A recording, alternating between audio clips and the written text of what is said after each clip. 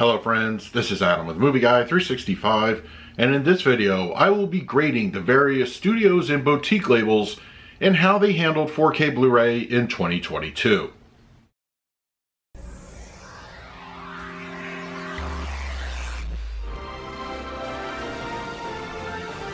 If you're new to the channel, please hit the like button, subscribe, hit that bell notification. You can also find me over Twitter, Instagram, and Letterboxd at Movie Guy 365.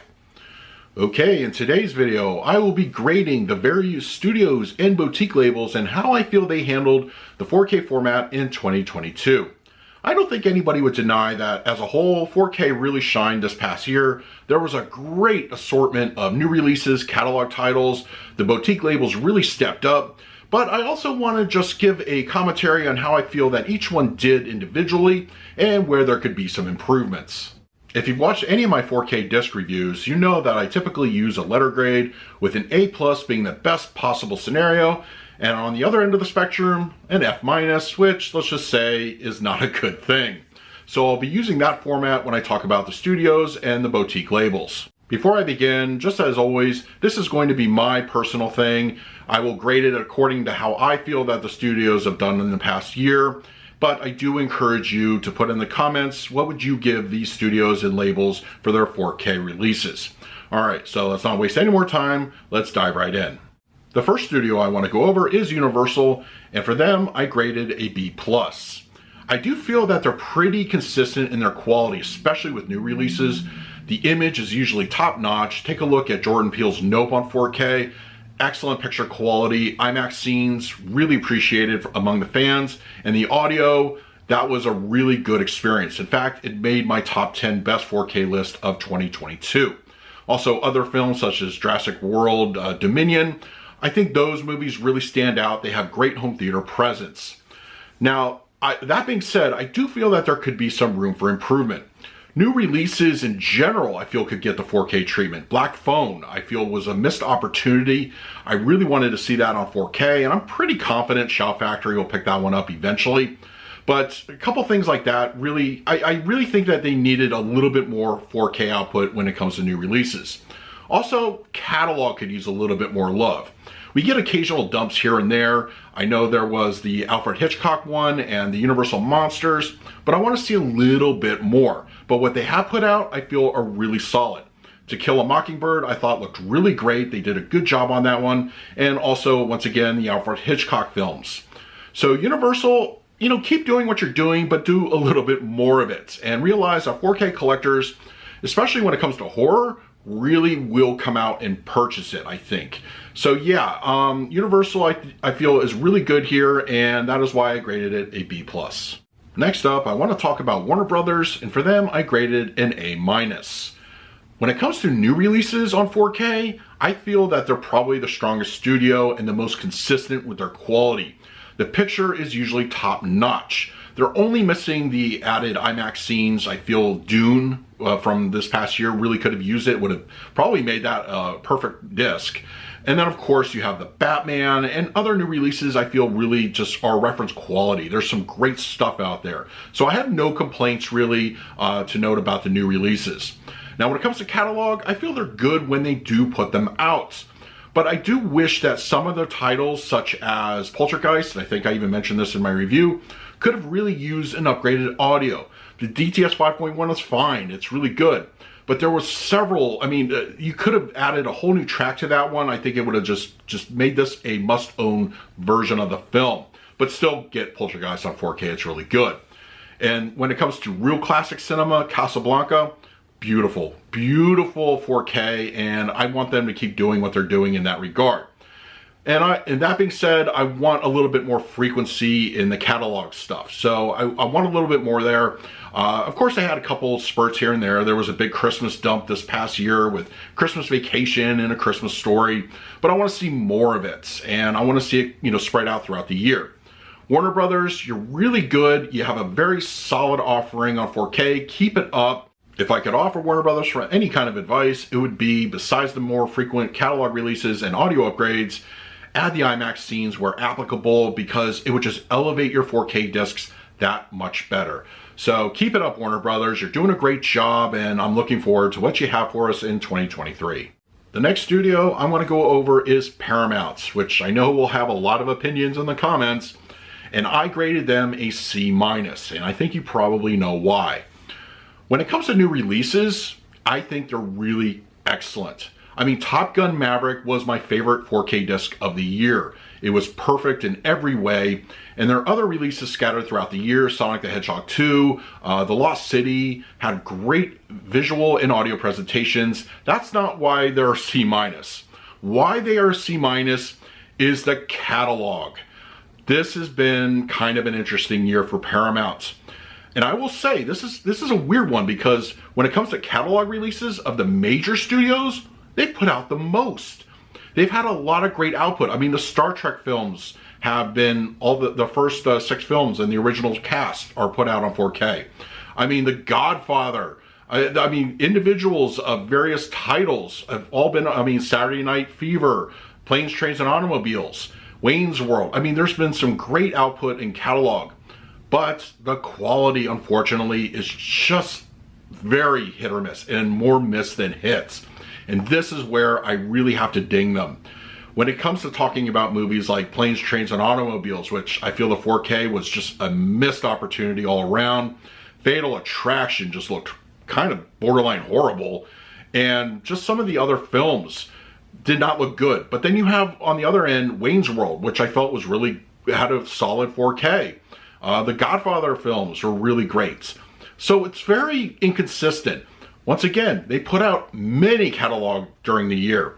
I think more or less to make up for the new releases that have not been out due to COVID or that, you know, that kind of thing. But, you know, I just wish they would get their act together, put a little bit more consistency in the product.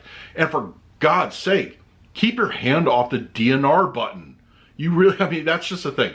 Also, audio upgrades. They're a little lazy. More times often than not, they'll just port over the Dolby True HD or existing audio and call it a day.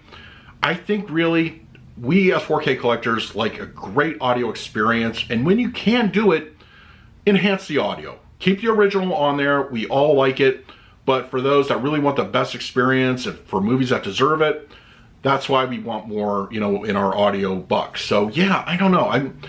Once again, new releases, very solid. Catalog, hit or miss. But yeah, Paramount, unfortunately, is a C-. Up next, I'm going to talk about Disney and, by extension, 20th Century Pictures. And I graded that studio a D-. Now, I really thought about failing Disney this year. I mean, I can't outright fail them because they did put out some releases. Yeah, they were usually just Marvel or animated or Pixar new releases, or maybe 1 or 2 live actions. So I can't exactly fail them, because while I do feel that they don't handle 4K disc well, because first off, they leave out IMAX scenes. I know they want to use that as a Disney Plus exclusive, and good for them, but as physical collectors, we expect more, the best. And if it's out there and you don't put it on the physical format, we're really going to have a few words about it. And also, I do feel that their whole catalog is sitting around gathering dust. Where are the old catalog stuff from the 20th century line? Even the Disney stuff. Where is it? You're not... Look, I can understand to a degree if you were going to be putting it out on digital only, or, you know, on Disney Plus. But very few upgrades from both catalogs have made a 4K, I mean, have come to 4K in any formats. So I don't know what's going on over there. But going back to physical, when it comes to 4K, they have improved the audio. It's not quite the best, you know, where it should be, you know, but also it's kind of getting away a little bit from the Disney Atmos. Audio has been better. I'm going to go ahead and give them a little bit of credit. And also, their packaging is usually pretty spot on. Whether it is a slipcover or a steelbook edition, I feel their steelbooks are really solid. I mean, they have some great artwork, and also artwork on the inside. The discs, they really put together good packaging when it comes to those exclusives. But come on, the catalog is just sitting there waiting. Us collectors really want to invest in it. So I'm not going to outright fail Disney, but yes, how I would improve, it's just too long of a list. But yeah, Picture, add the IMAX scenes, which I know it's not going to happen. Audio, keep things, away from just, dulling the sound. And also, just put out more. Put out more. You really want to make a showing in 2023. Just do that. Just do that simple, basic stuff that the major studios are all doing anyway. So, D-, Disney, do better. On the other end of the spectrum, I want to talk about Sony, and I gave them an A+. In my opinion, Sony puts out the most consistent, excellent 4K discs, whether it's a new release or catalog titles, hands down. In fact, every other studio should be modeling their 4K output based off of Sony. They put such care into their picture quality. Many of their titles have HDR and Dolby Vision, and even some of their catalog releases have Dolby Atmos upgrades. Not every movie needs an Atmos upgrade, but when you can give it, offer it, and we will really enjoy it. The new releases such as Spider-Man No Way Home, Uncharted, Bullet Train, all really great showings as far as those go. And catalog, very consistent, whether it is an individual release or part of the Columbia Classics collection or Sony Classics. They have a great output all around. It's a fantastic just studio that really cares about the format. And also, let's go ahead and give a little bit of a shout out to the packaging. It's really pretty much on point, and even they have good steelbook design. So I like Sony. I'm going to keep this one short and sweet. One of the best out there when it handles 4K. Support them, pick up their movies on the formats, and good for you, Sony, an A+. Up next is one of the smaller studios, and that is Lionsgate, and I gave them an A-. Now, when it comes to new releases, I feel they're really solid and some of the best. I would say sometimes even rivals what Sony puts out. Take Moonfall, for instance. No matter what you may think of the movie, it still has a stellar 4K disc, both in picture and audio. And everything, everywhere, all at once, really solid offering. Now, I would say that if I could ask for anything, more new releases on 4K I think would be appreciated. They're somewhat, regular, maybe once every other month or so, or every other 2 months, we'll get a new release. But I would say some of their movies could really benefit from a 4K treatment. And also the catalog. While they put out some good catalog stuff, the problem is with Lionsgate is we don't know a lot of the rights issues. Like, what do they actually own catalog-wise? If you had like a really solid list and you could just this should be on 4K, this should be on 4K, it'd be a little bit easier to kind of comment on this one. But whenever they do put out catalog stuff, it's usually pretty good. Some audio upgrades are offered, but I will say that a little bit more in the catalog would be nice. And I will say some of the best packaging on the market. Probably, I would argue the best, because especially if you're a steelbook collector. If you are a steelbook collector, you get those nice slipcovers or some unique artwork. Look at Reservoir Dogs that was released a few months ago. Really, I mean, they have some great stuff there. So yeah, the catalog releases I feel could use a little bit more work and consistency. Also new releases as well.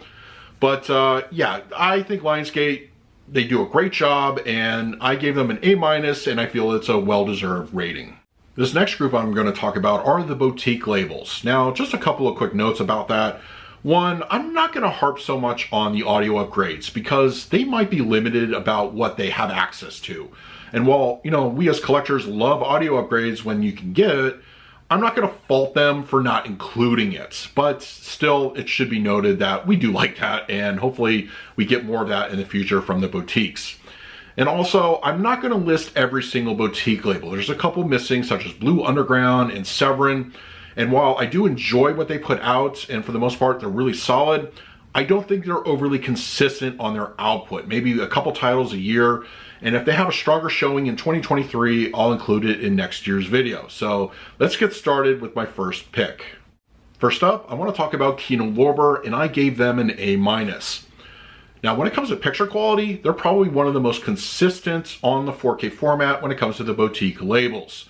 Touch of Evil was released this past year. High Plains Drifter, Tropic Thunder, all have really great visual presentations, and I think Kino did a great job with the transfers. But I will say that they could be a little bit more consistent on what movies get HDR and or Dolby Vision. There were some noticeable lapses last year, and when it comes to let's say the Clint Eastwood Man with No Name trilogy. I don't know why there wasn't any HDR included in that. And also In the Heat of the Night from starring Sidney Poitier didn't have HDR of any kind. But, you know, that being said, I still feel the picture is really solid. And also, they seem to be doing better with the Paramount license than Paramount is doing with their 4Ks. I kind of wish Paramount would just shop all their catalog stuff over to Kino or Aero and just let them handle it, because they seem to be doing a much better job. So yeah, Paramount, you know, learn from these guys. And also they have some great obscure titles on 4K, like Nobody's Fool and Stanley Kubrick's The Killing. You know, more of that, I think. You know, whether, you know, these movies are known, but they're a little bit, you know, outside of the norm. And the packaging is really solid. They mostly always come with slipcovers. Some have reversible art on them. And it's just, I think it's really good presentation when it comes to packaging. So Kino Lorber, you get an A-. There's definitely a little bit more room for improvement. So I'm looking forward to what's in store for us in 2023. The next boutique label I want to talk about is Aero Video, and I gave them a solid A. When it comes to picture and audio, they're among the best of the boutique labels, and I think they really do a solid offering. I mean, RoboCop, American Werewolf in London were great releases, and there's many more to go over. But that being said, I noticed in the back half of the year, it seemed to be a little bit less. I know we got Silent Running back in December, but for some reason it seems that over in the UK, they've been getting a lot more of the 4K releases, and they either have been taking like almost half a year to make it over to the US, or they've just not been showing up at all. So I want to kind of know what's going on over there. I mean, Aero Video has some great stuff, but I really want to see more of their releases in the States in a little bit sooner.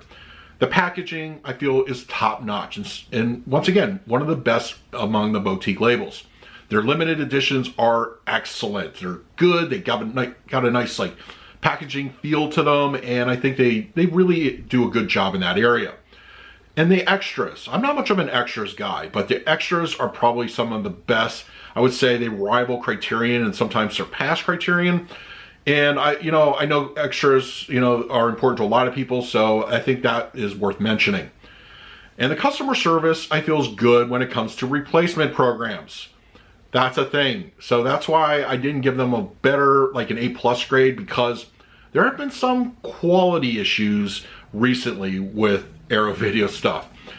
That being said, the replacements have been good. I mean, this past year, 12 Monkeys needed a replacement. They got on it. That's all been, corrected. But it has happened also with Donnie Darko the year before. And it's just, I think they need a little bit more work in that area. So while I still give them an A, they could have been an A+. They could have been the label. And I want to just see a little bit more improvements into all the areas I mentioned, and hopefully going forward, Aero Video will be an A+ grading. The next label I want to talk about is Shout Factory, and I gave them a B+. Now I do feel that Shout has really upped the ante when it comes to their releases. I think they've really kind of embraced the format. They were a little staggered out the gate initially, but I think they've really, improved on the output. So I'm very happy with that. And there's also a great balance of different genres, because not only do you have the straight Shout Factory releases, you have Shout Select and you have Scream Factory, and they've all been giving 4K releases. So I really like that. I mean, you get some good horror, you get some comedy and some dramas and others. Maybe I would, if I could recommend anything, maybe Shout could get a hold of a little bit more sci-fi, but that's just personal preference. And one of the things that really a lot of fans enjoy about the physical releases of Shout Factory titles is the reversible artwork. Almost all of their titles have it. So that's just one of those things that us collectors really appreciate. Now, a little bit of a complaint would be not all of their releases have slip covers, and it seems to happen a little bit more frequently. Recently, War Games and Used Cars did not get slips. The Happy Death Day films did not get slips. But then you have, at first I was thinking it was like a Shout thing or a Scream thing, but no, it's just random. It's almost like a certain title will not get it for whatever reason. It stinks. It's just one of those things that I know slipcover fans really wish was a little bit more considered in how they release these movies. And the picture quality is pretty solid. I think overall it's really good. I don't think I had any real complaints in 2022 other than some of the low bit rates from the craft. That was just an outlier. But I think really they for most instances, they offer HDR and Dolby Vision. It's pretty consistent. So I'm very happy with that. But Shout Factory, Scream Factory, you did a really good job in 2022. I'm really looking forward to what's coming. I mean, the first of the year is you've already announced so many good things. So I'm hoping we see improvements in this label, and I'm very much looking forward to the new year. And the last boutique label I want to talk about is the Criterion Collection, and I gave them an A-. Now I will say that 2022, which was our first full year embracing 4K, really was a solid offering overall. They started strong out of the gate in November 2021, and they've been pretty consistent.